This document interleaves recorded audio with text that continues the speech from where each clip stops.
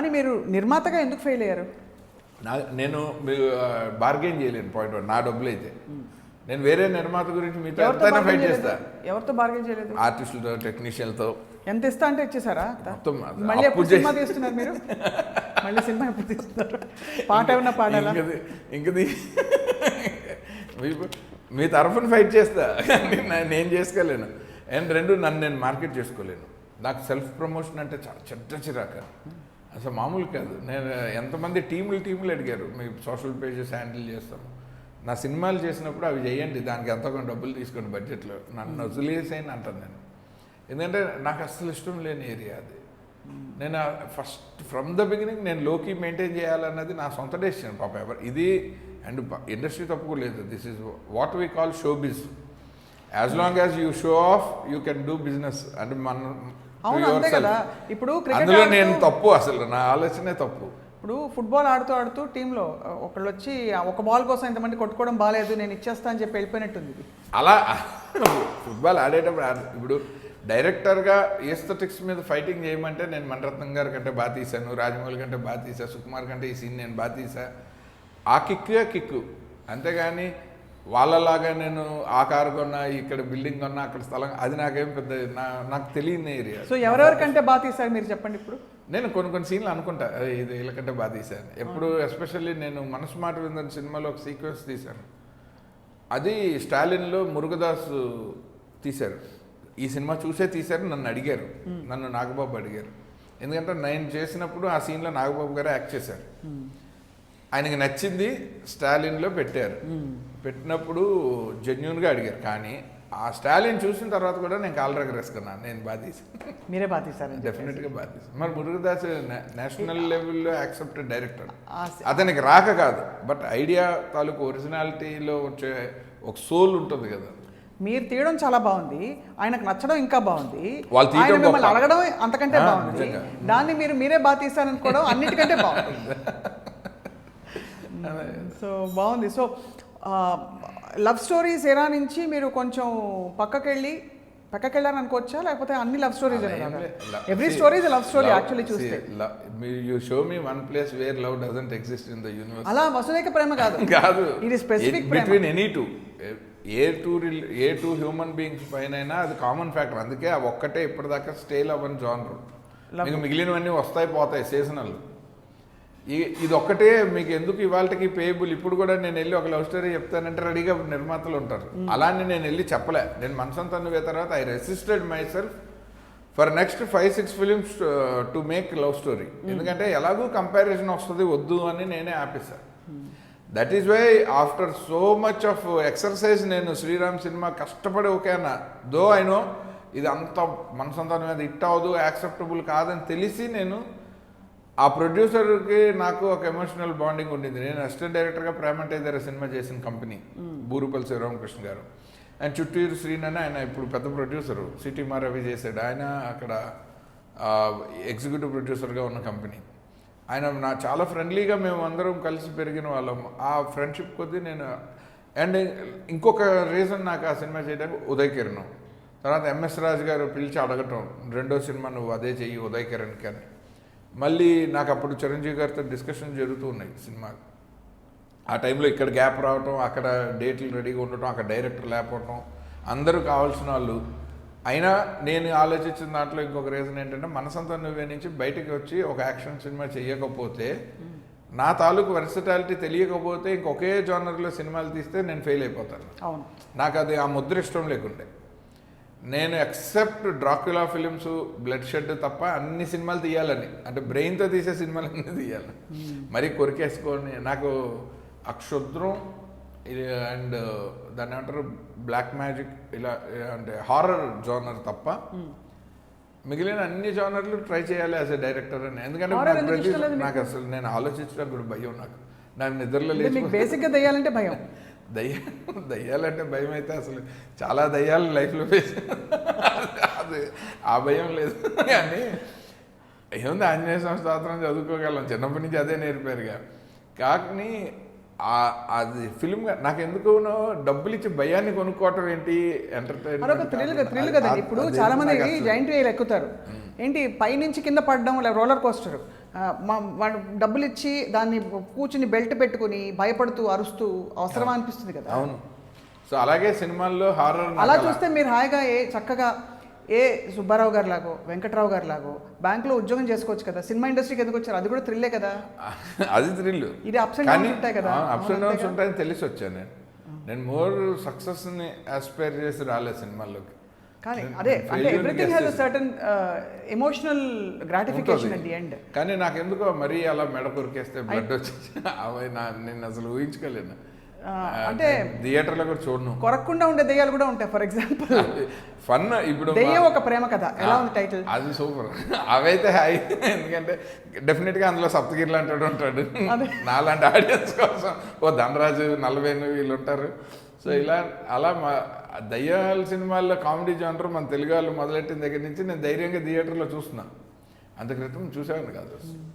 ఇప్పుడు మీరు ఇందాక శ్రీరామ్ ప్రస్తావించారు కాబట్టి నేను ఉండబట్టుకోలేక తీయ తీయని కలలను కనడమే తెలుసు కమ్మని ప్రేమలో మనసంతా నువ్వని చెప్పడం తెలుసు ప్రేమనే మత్తులో ఎన్నాళ్ళైనా నేనుండిపోగలను నీ కౌగిళ్ళలో.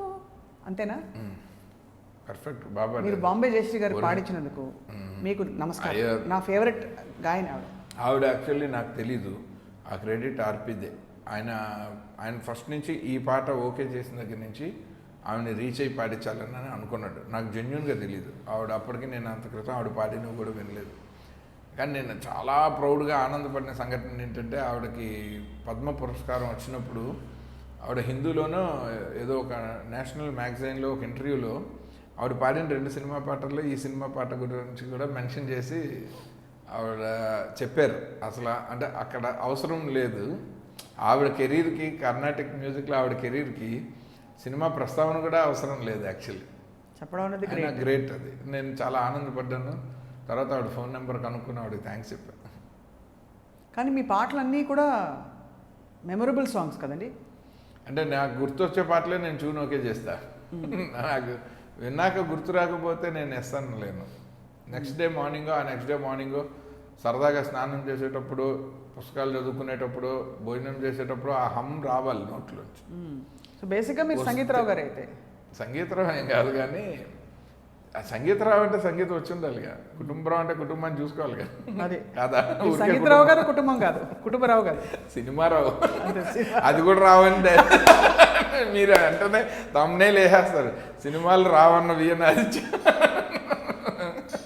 సినిమా రావు అంటే సినిమాయే వచ్చు అంతే. సో మీరు సినిమా రావే, నాట్ ఈవెన్ కుటుంబరావు. నేను నా వర్స్టెస్ట్ ఫ్యామిలీ మెంబర్ ఉండడం నేను అనుకుంటుంటా. పాపం ఈ విషయం మీ ఆవిడని మీ అబ్బాయిని అడగాలి. మీరు అడిగితే బాగానే చెప్తారు, నన్ను అడిగితేనే నేను కరెక్ట్గా చెప్తాను. పబ్లిక్లో ఎందుకు చెప్తారు? కానీ అంటే తెలుసు family member in the sense not only to the spouse or kid. Family అంటే as a son, parents, brothers, relatives, cousins. But I'm very good friend అని మా ఫ్రెండ్స్ చెప్తారు. అది కూడా వాళ్ళు సర్టిఫై చేస్తేనే. I doubt myself. ఆ ఏరియాలో కూడా నాకు తెలీదు అంటే ఎవరికి ఫ్రెండ్ అంటే ఏంటి? హెల్ప్ చేస్తారా, లేకపోతే ఏడిచే వాళ్ళకి భుజం అందిస్తారా, లేకపోతే మీరు? నేను అంటే బాగానే డిస్కస్ అంటే ఓపెన్గా నా దగ్గర ఏదైనా మాట్లాడగలిగే ఒక క్వశ్చన్ ఇస్తాను, ఒక కంఫర్ట్ ఇస్తారు మీరు. ఏదైనా షేర్ చేసుకోవచ్చు, దానివల్ల హార్మ్ ఉండదు వాళ్ళకి అన్నది. రైట్. ఇప్పుడు మా ఫ్రెండ్స్ అందరూ 25-30 ఏళ్ళు అంటే ఇంచుమించు మేము మా మ్యారిటల్ లైఫ్ కంటే ఎక్కువ లైఫ్ ట్రావెల్ చేసింది ఫ్రెండ్స్తోనే. ఓకే, అందరం అదే. అండ్ అందరి ఇళ్ళలోనే అదే కంప్లైంట్ నాకు తెలుసు. So basically you are made for అంటే లైఫ్ అండ్ సినిమా. అంతే. లైఫ్ అంటే అలాంటి లైఫ్ కాదు బేసికలీ. నేను I belong to this place అని నాకు చిన్నప్పటి నుంచి సినిమా ఇండస్ట్రీ మీద పడిపోయింది. సో నేను ఇక్కడ ప్రొడక్షన్ బాయ్గా అయినా చేస్తా, కానీ నన్ను తీసుకెళ్ళి ఒక కంపెనీ సీఈఓగా పెట్టినా నేను 2 రోజులు కూడా ఉండలేనని నా feeling. I don't belong to those areas అనే feeling. But it's a lot of struggle కదా, బికాస్ చాలా ప్రెషర్ ఉంటుంది కదండి సొసైటీ నుంచి, ఫ్యామిలీ నుంచి, ఎస్పెషలీ మధ్యతరగతి కుటుంబాల్లో. మంచి ఉద్యోగం చూసుకో. ఏముందండి, చుట్టాలు వాళ్ళు ఏం మాట్లాడుకుంటారో మన చిన్నప్పటి నుంచి తెలుసు. కారు కొంటే కొన్నాను మాట్లాడుకుంటారు, అమ్మేస్తే అమ్మేసేటని మాట్లాడుకుంటారు. వాళ్ళు ఏదైనా పబ్లిక్లో చూసిందే మాట్లాడుకుంటారు, కానీ మన ఇంట్లో ఏం జరిగింది ఎవరికి తెలియదు. మీరు బాగా సంపాదించారు ఆదిత్య గారు డబ్బులు? విపరీతంగా బట్ అన్ని పోయాయి. నేను వాలంటరీగా ఇచ్చేసాను, అంటే నేను అడ్వాన్స్లు చాలా మంది వరకు వెనక్కి ఇచ్చాను. Except for 5-6 people they are not, they denied to take back. పెద్ద సంస్థలు వాళ్ళు వద్దు అన్నారు. కానీ అదర్వైజ్ మనసంతానమే తర్వాత ఒక టైంలో మా రెండో వదిన గారు నేను ఇంట్లో లేనప్పుడు ఇలా బీరువా తీస్తే డబ్బులు కింద పడిపోయాయంట. నేను చెప్పాను it is a bad sign. So మనం మా డబ్బులన్నీ జాగ్రత్తగా సంచిలో వేసి ఎవరెవరు ఇచ్చారో కాగితాలు రాసుకుని, నేను మా ఫ్రెండు ఒక మారుతి కార్లో 26 మంది ప్రొడ్యూసర్లకి అడ్వాన్స్ వెనక్కి ఇస్తే అరవింద్ గారు తిట్టారు నన్ను. ఎందుకు ఇచ్చారు? డబ్బులు ఇచ్చానని తిట్టలేదు, ఇవ్వటం ఈజ్ ఎ గుడ్ గెస్చర్. ఎందుకంటే నేను సినిమా చేయనప్పుడు నేను మీ డబ్బులు ఎలా తీసుకుంటాను? ఎందుకు చేయనన్నారు? సినిమా 26 సినిమాలు, రెండో సినిమా కింద 26 ఎక్కడ తీస్తానండి? ఎన్ని క్లోజ్ ఒకదాని తర్వాత తీయచ్చు కదా. ఒకదాని తర్వాత ఒకటి వాళ్ళు చేయరుగా. ప్రతి వాడికి రెండో సినిమాయే కావాలి కదా. ఓహో, ఎవరికైనా రెండో సినిమాయే మీకు కమర్షియల్ యూఎస్పీ. మూడోది ఎలా ఉంటుందో ఎవరికి తెలియదు. దాని మీద మూడో సినిమా మీద ఎవడు బెట్టేయడు. సో 26 మందికి ఇచ్చారా? ఒకటి ఉంచుకుని 25కి ఇచ్చారా? ఒకటి ఉంచుకుని కాదు, 26 మందికి యాసిటీస్ ఇచ్చాను. ఇంకా తీసుకోని వాళ్ళు 5-6 ఉన్నారు. వాళ్ళేమి మాకు రెండో సినిమా అక్కర్లేదు, ఎప్పుడో అప్పుడు తీద్దామని పెద్ద బ్యానర్స్ అవి. వాళ్ళు కూడా నామినల్ అడ్వాన్స్లు ఇచ్చారు. Like Geetha Arts, Addala Chetti, KS Ramarao garu, ఇట్లాంటి వాళ్ళు రెగ్యులర్గా సినిమాలు తీసే వాళ్ళందరూ they refuse to take back. కానీ నాకు మనసంతా నువ్వే అయిన దగ్గర నుంచి శ్రీరామ్ అండర్ ప్రొడక్షన్ వరకు, అంటే షూటింగ్ జరుగుతున్నప్పటి వరకు వెరీ బిగ్ షాట్స్. నేను వద్దు అని బతిమలాడితే నాకు తెలియకుండా శుక్రవారం పొద్దున్నని చెప్పి ఇంట్లో ఇచ్చి వెళ్ళిపోవటాలు. ఈసారి నాకు చెప్పండి. ఇప్పుడు ఈసారి అలాంటి హిట్ కొడితే ఎవరిని ఇంటికి రాని. అంతేనా? ఇప్పుడు మనకే తెలిసిపోయింది కదా ఇండస్ట్రీ ఎట్లా ఉంటుందని. సో మనం ఎందుకు అప్పుడు నాకు తెలియదు కదా, అందరు ఇంట్లో పెట్టిపోయేవాళ్ళు. నేను అన్నీ తీసుకుని, మూర్తి అని ఇప్పుడు ఇండియన్ పోలీస్లో ఉంటాడు, తన ఇది సైంటిస్ట్ అనమాట. ఇద్దరం కలిసి చందన బ్రదర్స్ బ్యాగ్లో క్యాష్ పెట్టుకొని ప్రొడ్యూసర్ల దగ్గరికి వెళ్ళి డబ్బులు ఇచ్చి దండం పెట్టి, క్షమించండి సినిమా తీసేటప్పుడు నేను డెఫినెట్గా తీసుకుంటాను, బట్ రెండో సినిమా చేయలేం కాబట్టి మీ అడ్వాన్స్ మీ దగ్గర ఉంచండి అని చెప్పి మర్యాదగానే వచ్చాం. అది నన్ను నా ఫెయిల్యూర్లో కాపాడింది. అప్పుడు అరవింద్ గారు చెప్పిన ప్లాన్ నాకు తెలియదు. తర్వాత ఆయన లాస్ట్లో బాగా క్లోజ్ అయిన తర్వాత ఒక 2-3 సినిమాలు అయ్యి సీజన్డ్గా డైరెక్టర్ అయిన తర్వాత ఆయన మాటల్లో, మీకు పిచ్ ఏంటండి, హిట్ ఇస్తేనే అడ్వాన్స్ వస్తుంది, ఫ్లాప్ ఇస్తే ఎవడు ఇంటికి వచ్చి డబ్బులు ఇచ్చేళ్ళు, మీరు హిట్ వచ్చినప్పుడే ఇల్లు కూడా బాగు చేసుకోవాలి కదా, ఆ డబ్బులు పెట్టి ఒక స్థలం ఒక 2-3 ఎకరాలు కొన్నారనుకోండి, సినిమా తీయనప్పుడు ఎవడైనా అడిగితే 1 ఎకరం అమ్మేసి ఇచ్చేస్తే మొత్తం అందరికీ సెటిల్ అయిపోద్ది, మీకు స్టిల్ మీరు 2-3 ఎకరాలు మీకు ఉండిపోతాయి కదా అన్నాడు. ఎంత మ్యాథమెటిక్స్ మనం లైఫ్లో నేను ఫస్ట్ టైం అరే ఇలా థింక్ చేయొచ్చా అని కూడా తెలియలేదు నాకు. ఆ తర్వాత అనిపించింది అదే that is how one should be. ఎందుకంటే దీని మీద నమ్మకం పెట్టుకోకుండా వచ్చినప్పుడు, అంటే దీపం ఉండగా ఇల్లు చక్క పెట్టుకునే టైపే ఇక్కడ ఉంటుంది. నాకు అది అసలు ఇష్టం ఉండదు. నాకు కన్సిస్టెన్సీ ఇష్టం, ట్రావెల్ ఇష్టం, రిజల్ట్ ఎవరికి కావాలి, అది ఆడియన్స్కి. మనం ఇక్కడ ఎలా ఉంటామన్నదే కదా కీ. సో నా ఇంటిగ్రిటీని పోగొట్టుకుని నేను లేను అని ఇప్పటిదాకా అనుకుంటున్నాను. నాకు నచ్చనాల జోలికి నేను వెళ్ళలేదు, నేను నచ్చనాల దగ్గరికి నేనుగా వెళ్ళలేదు. సో ఈ 2 చాలు కదా హాయిగా ఉండటానికి. నాగార్జున గారు భలే చెప్పేవాళ్ళు. ఆయన మేము 2 సినిమాలు చేసాం కదా, నేను నన్ను బాసు, మనం రాత్రి పడుకుంటే మందు తాగకుండా కానీ మందులు వేసుకోకుండా కానీ నిద్ర వస్తే you are successful in life, you are the richest person అన్నాడు ఆయన. ఇవాళకి నేను అంతే.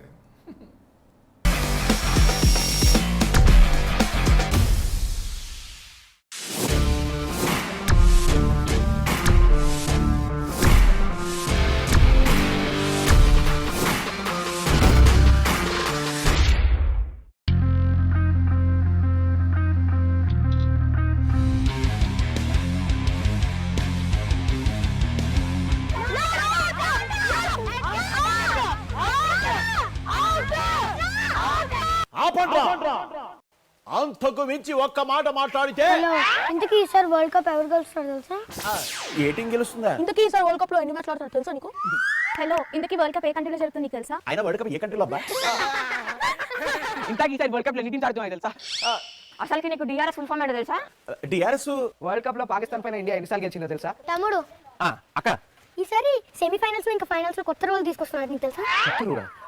అది ఆగండి. ఇంతమంది ఇన్ని క్వశ్చన్లు అడిగితే నేను ఎక్కడి నుంచి ఆన్సర్ చెప్పాలా? అయినా క్రికెట్ గురించి నాకంత తెలీదు.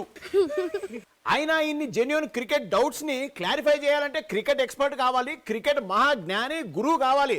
అది కావాలంటే నేను కాదు, మహాప్రభు సార్ మీరే రావాలి.